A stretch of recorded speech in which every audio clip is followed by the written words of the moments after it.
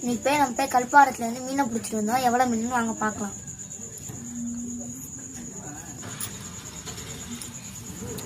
நாலு மடவை பிடிச்சோம். கெளுத்தி கொஞ்சம் ஒரு 8-7 இருக்கும். மடவை மேல தூக்கு, திருப்பி விட்டு காட்ட. மடவை சோறு போட்டு தான் அதை பிடிச்சோம். நாங்கள் இது வந்து நாங்கள் மாவு போட்டும் பிடிச்சோம். சோறு கொஞ்சம் போட்டு சோறுலேயே கொஞ்சம் மாட்டிச்சு. பாட்டில் நம்ம பிடிச்சது வந்து பாட்டில் தூண்டில தான் பிடிச்சோம். இந்த மீன் எப்படி இருக்கும் சமைக்கும் போது? சமைக்கும் போது நல்லா டேஸ்டா இருக்கும். சமைச்சு சாப்பிட்டு பாருங்க. இந்த மீன் வந்து கெளுத்தி.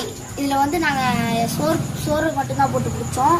இதில் வந்து பார்த்தீங்கன்னா முள் அதிகமாக இருக்கும். கையில் குத்தி வச்சுன்னா கடுக்கும். கொஞ்சம் பார்த்து தான் செய்யணும். இதுவும் சாப்பிட்டா நல்லா டேஸ்ட்டாக இருக்கும். வாங்க ரெடி பண்ண பார்ப்போம்.